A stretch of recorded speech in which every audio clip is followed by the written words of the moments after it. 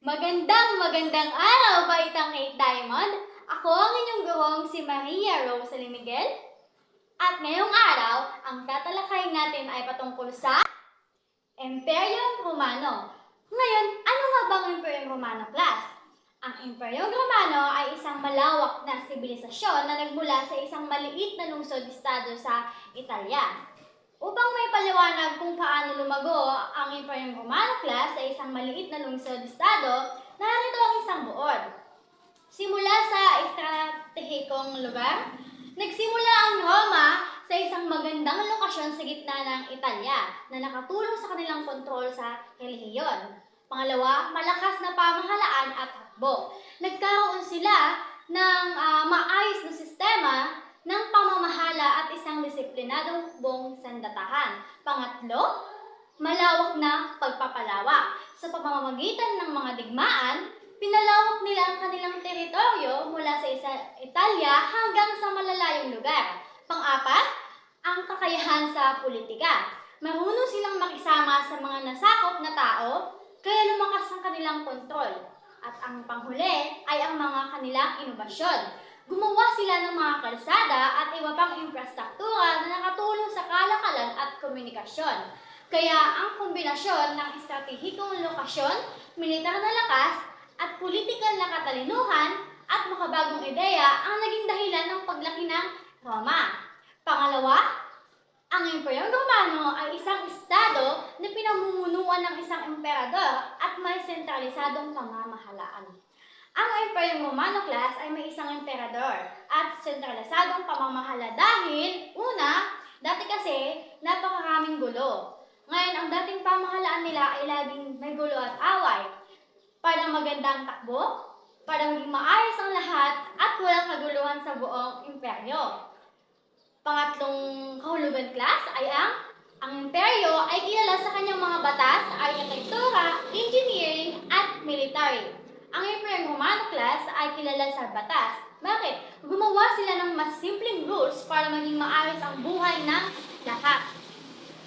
Arkitektura. Nagtayo sila ng malalaki at matitibay na mga gusali at kalsada na kahanga-hanga. Sa engineering, sobrang galing nila sa paggawa ng mga praktikal na bagay tulad ng mga daanan ng tubig at matitibay na tulay. Sa militar naman, ang hukbo nila ay napakalakas at nanalo sa maraming labanan, kaya lumaki ang kanilang territory, class. Ngayon naman, tapos na tayo sa kahulugan ng Imperyong Romano, tumako naman tayo sa mga pinagmulan. Ang alamat ay nagsasabi na ang Roma ay itinatag ni Romulus at Remus noong 753 BCE. Sina Romulus, class, at Remus ay mga maaalamat na kambal na itinuturing ng mga tagapagtatag ng lungsod ng Roma. Ayon sa mitolohiyang Romano, narito ang mga pangunahing punto tungkol sa kanila. Pinagmulan, sila ay mga anak ni Rhea Silvia, isang birheng sacerdote at ng Diyos na si Marte, mula sa mitolohiyang Romano. Ayon sa alamat, sila ay may ina po na Ines, isang bayani ng Trojan. Ang alamat naman, class, dahil sa takot na ang kambal ay magiging banta sa kanyang kapangyarihan, iniutos ni Amulius ang masamang tiyuhin nila na itapon sila sa ilog ng Tiber. Ang kambal ay iniligtas ng isang babaeng lobo na nag-alaga sa kanila hanggang matagpuan sila ng isang pastol na nag-alaga sa kanila. Nang lumaki sila, class, nalaman nila ang kanilang tunay na pagkakakilanlan at nagpasya silang magtatag ng isang lungsod. Nagkaroon sila ng pagtatalo tungkol sa kung saan itatay ang lungsod. At sa isang pag-aaway, napatay ni Romulus si Remus. Ngayon, inatag ni Romulus ang lungsod at ipinangalan ito sa kanyang sarili, Roma. Ang kahalagahan, ang alamat ni Romulus at Remus, class, ay mahalaga sa mitolohiya at kasaysayan ng Roma. Ito ay nagsisilbing pinagmulan ng pagkakakilanlan ng mga Romano at nagbibigay ng isang malalamat na pinagmulan sa kanilang lungsod. Bagamat ang kanilang pag-iral bilang mga makasisayang tao ay pinagtatalunan, ang kanilang alamat ay nagbigay ng isang mahalagang papel sa paghubog ng Romanong integridad. Sa madaling salita, class, sina Romulus at Remus ay mahalagang mga tauhan sa alamat na pinagmulan ng Roma na nagbibigay ng isang mitolohikal na pundasyon sa pagtatag ng isa pinakapangyayang imperyo sa kasaysayan. Pangalawa namang pinagmulan Mula sa isang maliliit na komunidad, ang mga magsasaka, unti-unting lumago ang Roma at naging isang makapangyarihang lungsod-estado. Ngayon naman, class, sino si Augustus Octavian? Sino nga ba siya? Siya ang kauna-unahang emperador ng Roma. Bago pa man ay nagkaroon na ng maraming gulo at away noon at mula nang dumating siya ay nagkaroon ng kapayapaan at kaayusan sa Roma. Ulitin ko, siya ay kilala rin bilang Octavius bago siya naging emperador. Siya rin ay isang napakahalagang tao sa kasaysayan ng Roma. Narito ang mga pangunahing punto tungkol sa kanyang class.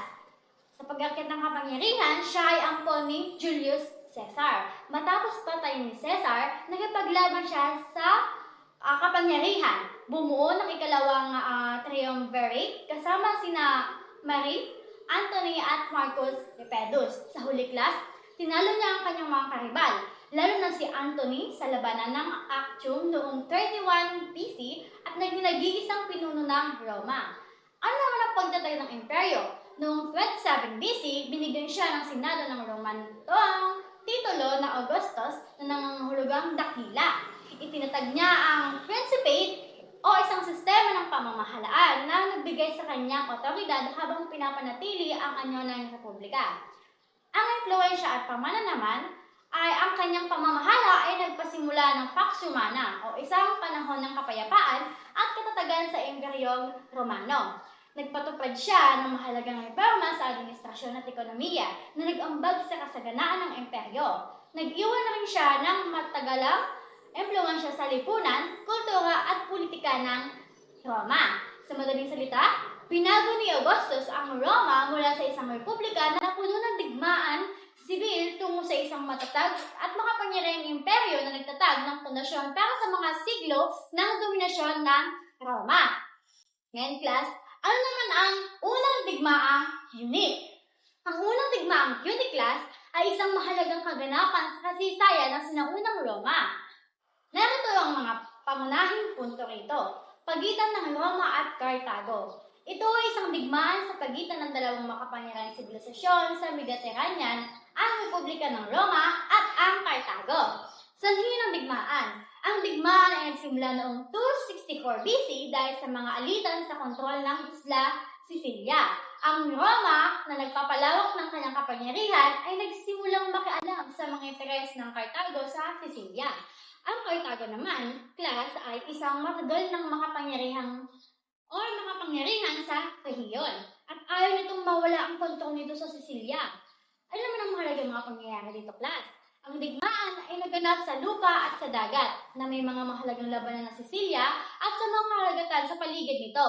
Ang Roma, bagaman walang malaking karanasan sa pakikipagdigmaan sa dagat ng una, ay natutong bumuo ng malakas na hukbong pandagat. Ano naman ang resulta nito, class? Matapos ang mahabang labanan, nagtagumpay ang Roma noong 241 BC. Ang Cartago ay napilitang magbayad ng malaking halaga at isuko ang Sicilia sa Roma. Ang pananagumpay ng Roma sa unang digmaang Punic ay nagbigay sa kanila ng kontrol sa Sicilia at naghanda sa kanilang para sa mga susunod digmaang laban sa Cartago. Sa madaling salita, class, ang unang digmaang Punic ay isang mahalagang labanan para sa kontrol ng Sicilia na nagmarka ng simula ng mahabang tunggalian sa pagitan ng Roma at Cartago. Naintindihan na ba ang unang digmaang Punic?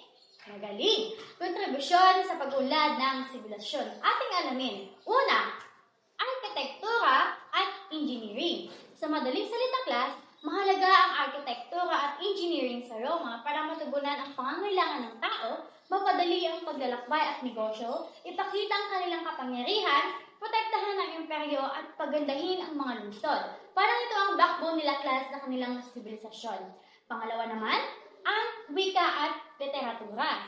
Sa madaling salita, class, mahalaga ang wika at literatura sa Roma para magkaunawaan, para sa gobyerno, para malaman ang nakaraan, o para kumalat ang ideya at para maglibang. Parang ito ang ugat ng kanilang komunikasyon, kultura at kaalaman, class. Ngayon naman, ating alamin ang dahilan ng paghina at pagbagsak ng Imperyong Romano. Una na dyan ay ang mga suliraning pang-ekonomiko. Ang mga suliraning pang-ekonomiko ay malaki ang naging ambag sa paghina at pagbagsak ng Imperyong Romano Class. Narito ang buod ng mga pangunahing punto. Inflation or inflation. Ang pagbaba ng halaga ng pera ay nagdulot ng pagtaas ng presyo ng mga bilihin na nagpahirap sa mga mamamayan. Pangalawa, mataas na gastusin sa militar. Ang pagpapanatili ng malawak na hukbo ay nagdulot ng malaking pasanin sa ekonomiya. Pangatlo, pagbaba ng produksyon sa agrikultura. Ang kakulangan sa pagkain ay nagdulot ng kahirapan at kaguluhan. Paghina ng kalakalan, ang mga kaguluhan at paglusob ay nagkagambala sa mga ruta ng kalakalan na nagpabagal sa ekonomiya. Panghuli, labis na pagbubuwis. Ang pagtaas ng mga buwis ay nagdulot ng dagdag na kahirapan sa mga mamamayan. Sa madaling salita, class, ang mga problemang pinansyal tulad ng pagtaas ng presyo, malaking gastos sa militar, kakulangan sa pagkain, paghina ng negosyo, at mataas na buwis ay nagpahina sa Imperyong Romano. Pangalawa naman dyan, class, ay ang mga panlabas na pagbabanta. Ang mga panlabas na pagbabanta, class, ay nagdulot ng malaking problema sa Imperyong Romano na nagpahina at nagpabilis sa pagbagsak nito. Narito rin ang mga buod ng mga pangunahing punto. Presyo mula sa mga barbaro. Ang mga tribong barbarian mula sa Hilaga at Silangan tulad ng mga Goth, Vandals at Huns ay nagpatuloy na naglulutsad ng mga paglusob sa mga hangganan ng Roma. Ang mga paglusob na ito ay nagdulot ng malawakang pagkawasak, pagkawalan ng teritoryo, pagkabagabag sa ekonomiya. Malawak na hangganan. Ang malawak na teritoryo ng Imperyong Romano ay mahirap ipagtanggol. Ang mga hangganan nito ay napakalawak na nagpapahirap sa mga Romano na mapanatili ang kontrol at mapigilan ang mga paglusob. Paghina ng hukbong sandatahan. Ang mga digmaan, class, at mga suliraning pang-ekonomiya ay nagpahina rin sa hukbong sandatahan ng Roma. Ang kakulangan sa mga sundalo at ang paghina ng kanilang disiplina ay nagdulot ng kahinaan sa pagtanggol sa imperyo. Pagkakahati ng imperyo. Ang paghahati ng imperyo sa silangan at kanluran ay nagpahina rin sa pangkalahatang depensa nito. Ang dalawang bahagi ng imperyo ay madalas na may magkaibang prioridad na nagpapahirap sa koordinasyon ng mga depensa laban sa mga panlabas na banta. Sa madaling salita, class, ang patuloy na paglusob ng mga tribong barbarian, ang kahirapan sa pagtanggol sa malawak na hangganan, ang paghina ng hukbong sandatahan, at ang pagkakahari ng Imperyong Romano ay nagtulak sa Imperyong Romano patungo sa pagbagsak. Ngayon, class, ang pangatlo ay ang mga suliraning panglipunan. Ito ay nagdulot ng malaking pinsala sa Imperyong Romano na nagpabilis sa gitna o sa paghina at pagbagsak nito. Narito rin ang mga buod dito, class, pagkakaiba ng mga kasalipunan. Ang malaking agwat sa pagitan ng mayayaman at mahihirap ay nagdulot ng tensyon at kawalang katatagan. Ang kawalan ng pagkakapantay-pantay ay nagdulot ng pagkadismaya at paghihimagsik. Pagbaba ng moralidad. Ang paghina ng tradisyonal na mga pagpapahalaga at ang pagtaas ng katiwalian ay nagpahina sa moral ng pundasyon ng lipunan. Ang pagkawalan ng disiplina at responsibilidad ay nagdulot ng kawalan ng kaayusan. Kakulangan sa karapatan ng Estado. Ang pagkawala ng pakiramdam ng pagkamamayan at katapatan sa Estado ay nagpahina sa pambansang pagkakaisa. Ang mga tao ay mas nag-alala sa kanilang sariling interes kaysa sa kapakanan ng imperyo. Pagbaba ng populasyon. Ang mga sakit, digmaan, kahirapan ay nagdulot ng pagbaba ng populasyon.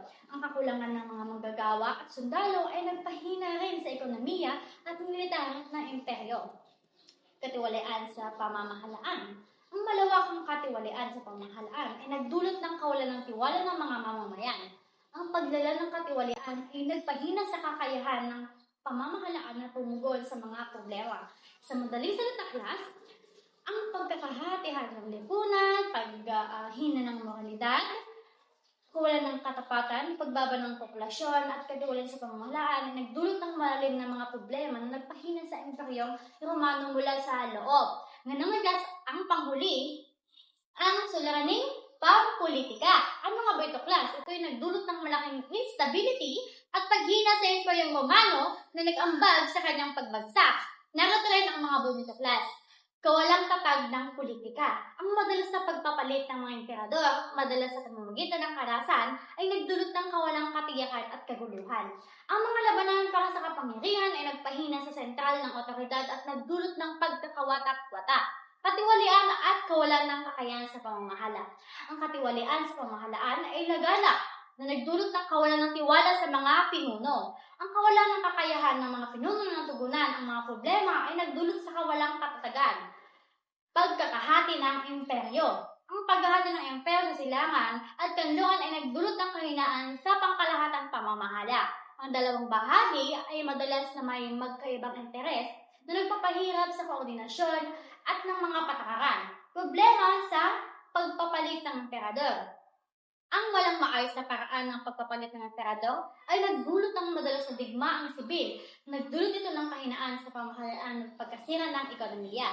Sa madaling salita, class, ang kawalang tatag ng politika, katiwalian, paghahati ng imperyo at mga problema sa pagpapalit ng emperador ay nagdulot ng malalim na problema sa nagpahina ng Imperyong Romano.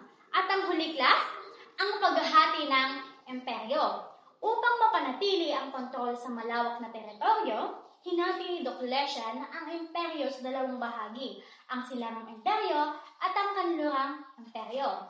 Sa madaling salita, class, hinati nga ni Diocletian ang Imperyong Romano para mas madali itong pamahalaan, ipagtanggol at para maiwasan ang gulo sa pagpili ng bagong pinuno.